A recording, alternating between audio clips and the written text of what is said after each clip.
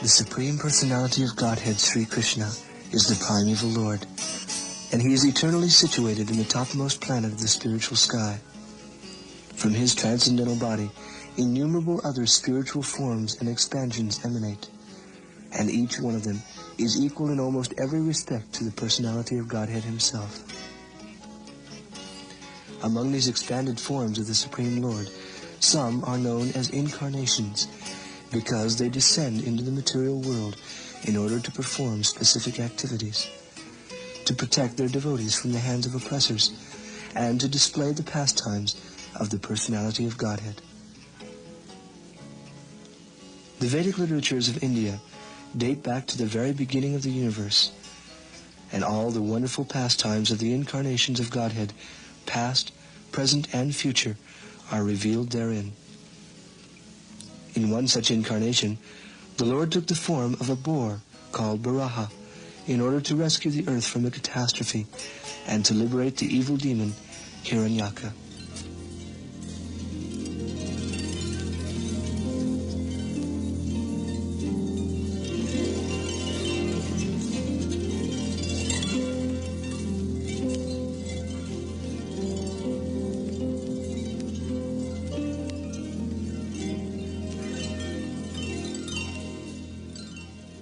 At a time far remote from present history, in the Sweta Baraha millennium, just at the dawn of the creation of the material world, Lord Brahma was approached by the presiding Manu, or lawgiver. The Manu asked Brahma to save the earth planet from catastrophe, for it had fallen to the bottom of the Garbhodak ocean, which fills half the universe. Lord Brahma, being the chief administrator of the affairs of the material universe, is the direct representative of Krishna. Brahma was presented by the Manu with this calamity.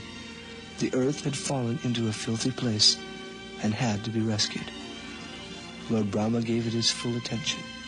While I was engaged in the matter of creation, the earth has been inundated by a deluge and gone into the depths of the ocean. What can we who are engaged in this creation do? Better that we let the Almighty Lord direct us. Suddenly, while Brahma was thus engaged in thinking, a small form of a boar came out of his nostril. The measurement of the creature was not more than the upper portion of the thumb. While Brahma was observing him, the boar-like form became situated in the sky in a wonderful manifestation and grew suddenly to a gigantic form like a great elephant. Brahma, along with the learned Brahmins, began to argue as to what it was. What in the three worlds is that? I think it must be a manifestation of the material energy. No, why surely this wonderful creature comes direct from the spiritual sky. Whatever it is certainly wondrous. Yes, it is indeed wonderful. No, actually this wonderful form is an avatar of Vishnu, the Supreme Godhead. He has come to save the earth from catastrophe. As he was the supermost person in the universe, Lord Brahma could guess that the wonderful appearance of the boar was an avatar of Vishnu, the Supreme Personality of Godhead. Such a form as this had never before been experienced. The symptoms of an incarnation of Godhead are so uncommon that even Brahma became perturbed. While these sages and demigods were deliberating, the boar resounded a tremendous sound which echoed in all directions. It is said that the sound of the voice of Varaha was gorgeous to the devotees of the upper planets, but to the demoniac, who also heard it, it was the most dangerous sound, the sound of doom to their rebellion. Those elevated, pious intellectual beings of the upper material planets replied to the Lord's voice by praying to him with Vedic hymns. The earth planet was submerged in the mire on the bottom of the ocean, but on hearing the sound of the Lord as Varaha, the devotees knew that he was present for the earth's deliverance. They understood that Vishnu was appearing as a boar because a boar is very good at getting something out of a filthy place.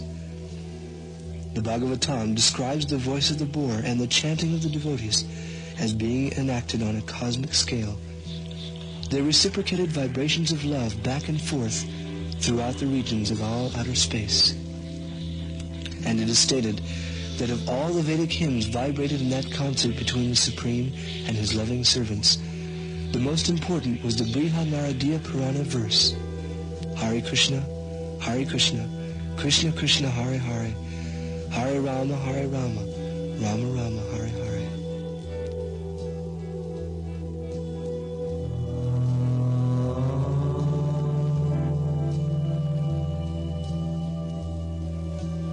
He resounded again in reply to the Vedic prayers by the great devotees. And before entering the water to rescue the earthly planet, the Lord Boar flew down from the sky, slashing with his tail and quivering his hard hairs. His very glance was luminous, and he swatted the clouds in the sky with his hoofs and his glittering white tusks. Although the body of an ordinary boar is material and contaminated, that is not the case with Varaha, nor is it possible, of course, for an earthly boar to assume the gigantic form and perform so many wonderful activities as Varaha. Varaha is the one Lord who is without a second, and who comes for pastime functions. As stated in the 4th chapter of the Bhagavad Gita, the Lord is one, and yet he is appearing in multi-incarnations. The example is given that he is like the Vidura stone, which changes color, but still remains one. These things are understood by submissive hearing and inquiry by devotional service to the one Lord. Bhagavad Gita clearly states that whoever understands how the Lord appears and disappears on the material scene is at once liberated. Lord Varaha then penetrated the water with his hoof, which was sharp like arrows, and found out the limitation of the ocean, although it was unlimited. He saw the earth lying as it was in the beginning of creation, as the resting place for all living beings, and he personally lifted it.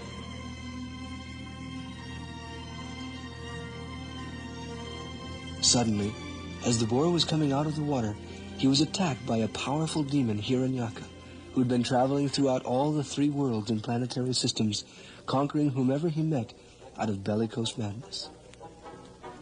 As the reservoir of all desires, the Lord also has a fighting spirit, from which comes all fighting spirit, as found in the material world. For instance, the natural fighting spirit sometimes displayed by young boys wrestling is but a perverted reflection of this original desire of the Lord. The fighting of the Supreme Lord, however, doesn't result in the destruction of the enemy, but works for his liberation. When the Supreme Lord fights, he does not fight with an ordinary mortal or non-devotee. Hiranyaka was actually a great devotee of the Lord, who was personally chosen by the Lord to assume this demoniac form, to engage in a sporting relationship with the Supreme Lord.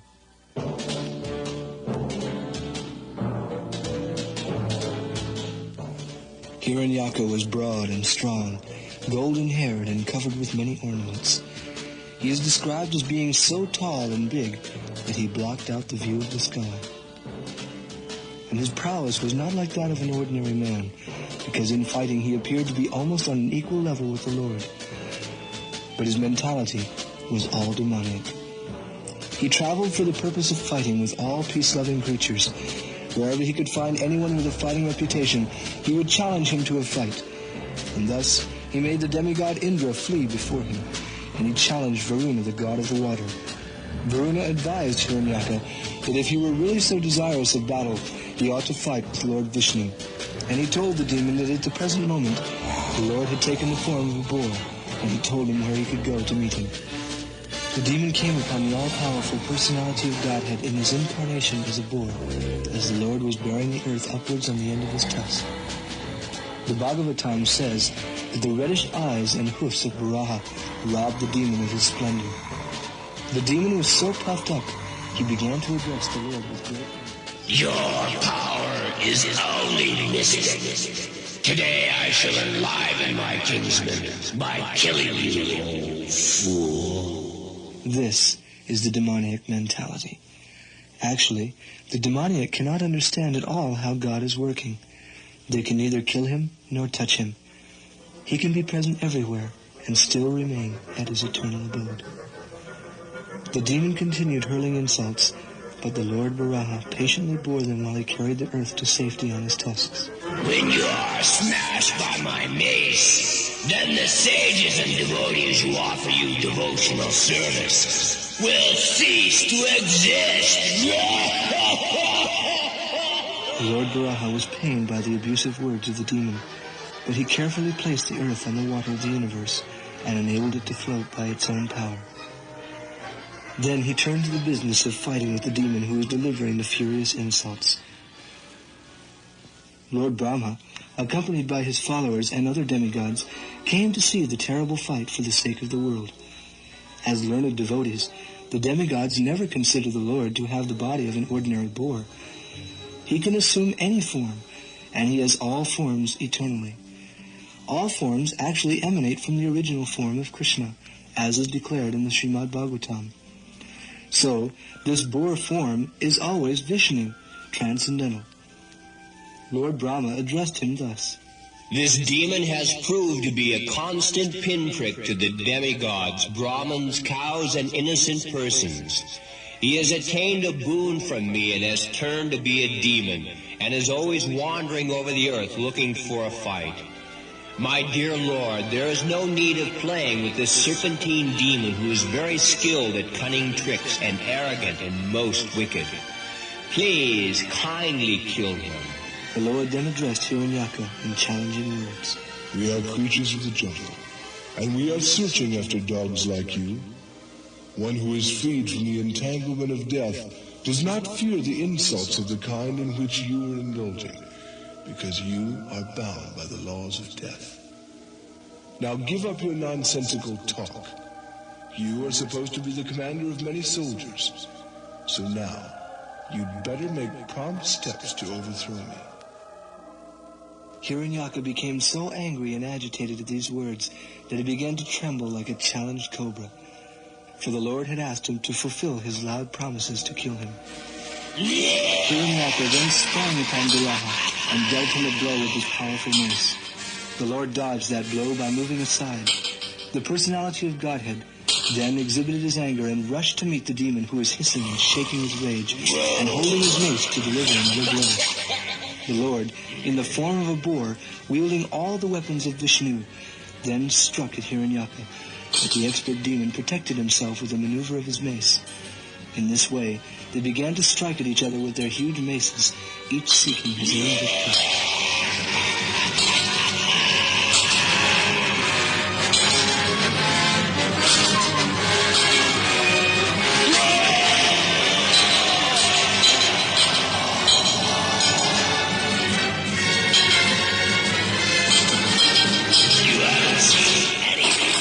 Then aimed his mace at the chin of his enemy who was stalking in front of him. But he was instead struck by the mace of the demon, and his mace slipped from his hand. It is described that the demigods became alarmed at this. Hiranyaka, however, respecting the law of combat, did not strike at an unarmed foe. The Lord, angered by the loss of his mace, invoked his Sudarshan discus, which is the personal ultimate weapon used by the personality of Godhead. As the discus revolved in his hand, the demon sprang into the air and threw his mace. The Lord knocked it down with his left foot. The demon picked up his mace and aimed it again. The Lord stood firm and caught the flying mace and offered it back to the demon to try again. This humiliated the demon, and he took a trident and hurled it furiously. The Lord, however, tore it to pieces with the sharpened rim of his Sudarshan disc. Hiranyaka then struck the Lord on the chest with his hard fists. Bhagavatam says that this was felt by the Lord as an elephant feels the striking of a wreath of flowers. In other words, the Lord desired the fighting just so that he could enjoy transcendental bliss. The demon then began to conjure tricks on a full scale, as was in his power. The skies were filled with winds and stones were discharged from caves. Pus, hair, and blood rained from the skies.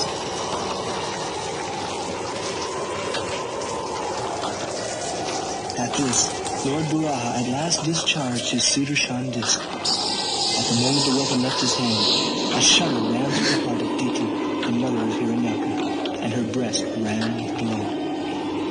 When the demon saw that his whole magic show was dispersed by the presence of the personality of Godhead, he tried to embrace him with his arms in order to crush him. But to his amazement, he found that the Lord had again eluded him. Finally, the Lord slapped him at the base of the ear, and although struck indifferently, Hiranyaka's eyeballs bulged from their sockets, his body wheeled, and he fell like a gigantic tree uprooted.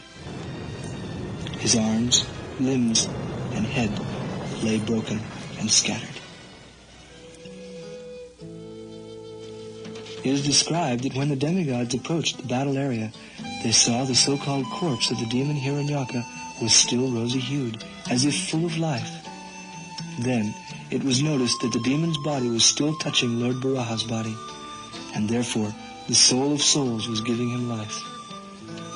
Lord Brahma was struck with wonder at the great body of Hiranyaka. Oh, what a blessed death. The Supreme Personality of Godhead, who grants liberation in any incarnation, is so inconceivably great that even his kick brings the greatest benefit to the victim. Because he is inconceivably great, we are warned against thinking that we understand what it is to be a devotee of the Lord, or even how it feels to be a friend of Krishna, or to act as his parent when he is partaking of his childhood pastimes. And certainly, no one should pretend to grasp an understanding of what it is to exchange loving affairs with the Lord. Most persons actually have no concept of God, or at most, they have heard that God is great. Yet, the mystery of the pastimes of the chief of all persons is open to everyone who will hear his pastimes as presented in the Srimad Bhagavatam and related intact by his pure representatives. The best way to come to the understanding of this mystery is merely to chant the Maha Mantra, Hare Krishna, Krishna Krishna, Hare Hare, Hare Rama, Rama Rama, Hare Hare. Hare Hare.